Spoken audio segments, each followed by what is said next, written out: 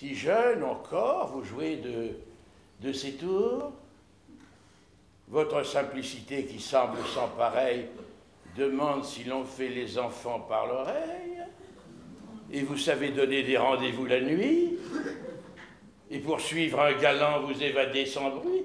Dieu, comme avec lui, votre langue cajole, faut qu'on vous ait mis à quelque bonne école. Qui diante vous en attend à ta pris?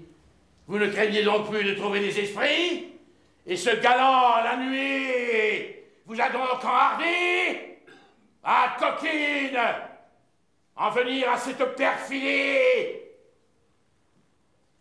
Malgré tous mes bienfaits, former un tel dessein, petit serpent que j'ai réchauffé dans mon sein, et qui, dès qu'il se sent par une humeur ingrate, cherche à faire du mal à celui qui le flatte. Mais pourquoi me criez-vous? Ah, j'ai grand tort, en effet. Je n'entends point de mal dans tout ce que j'ai fait. Suivre un galant n'est pas une action infâme. C'est un homme qui dit qu'il me veut pour sa femme. J'ai suivi vos leçons et vous m'avez prêché qu'il se faut marier pour ôter le péché. Oui, mais pour femme, moi, je prétendais vous prendre, et je vous l'avais fait, me semble, assez entendre. Oui. Mais à vous parler franchement entre nous, il est plus pour cela, selon mon goût, qu'à vous. Chez vous, le mariage est fâcheux et pénible, et tous vos discours en font une image terrible. Mais hélas, il le fait, lui, si rempli de plaisir, que de se marier, il donne des désirs. Ah, c'est que vous l'aimez, hein, traîtresse. Oui, je l'aime. Vous avez le front de me le dire, moi-même? Et pourquoi, s'il est vrai, ne le dirais-je pas? Et le deviez-vous aimer, impertinente?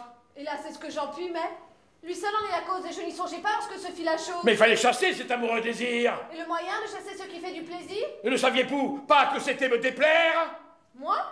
Point du tout. Quel mal cela vous peut-il faire? Ah oui, il est vrai que j'ai sujet d'en être réjoui. Alors, vous ne m'aimez pas, ce comte? Vous? Oui. Hélas, non. Non? Voulez-vous que je mente? Pourquoi ne m'aimez pas, madame l'impertinente? Mon Dieu, ce n'est pas moi que vous devez blâmer. Que ne vous êtes-vous comme lui fait aimer? Je ne vous en ai pas empêché, que je pense. Je me suis efforcé de toute ma puissance, mais les soins que j'ai pris, je les ai perdus tous. Vraiment? Il en sait donc là-dessus plus que vous. Car à se faire aimer, il n'a point eu de peine. Voyez comment raisonne et répond la vilaine. Qu'est-ce une précieuse, en dirait-elle plus? Ah, je l'ai mal connue. Ou ma foi, là-dessus, une sotte en sait plus que le plus habile homme. Puisqu'en raisonnement, votre esprit se consomme, la belle raisonneuse, est-ce qu'un si longtemps je vous aurai pour lui nourri à mes dépens? Non, il vous rendra tout jusqu'au dernier double. Ah, là, certains mots, mon dépit redouble. Me rendra-t-il, coquine, avec tout son pouvoir, toutes les obligations que vous pouvez avoir? Je ne vous en ai pas d'aussi grande compense. N'est-ce rien que les soins d'élever votre enfance? Vous avez là-dedans bien opéré, vraiment, et m'avez fait en tout instruire joliment. Croit-on que je me flatte, et qu'enfin dans ma tête, je ne juge pas bien que je suis une bête? Moi-même j'en ai honte, et dans l'âge où je suis, je ne veux plus passer pour sotte, si je puis.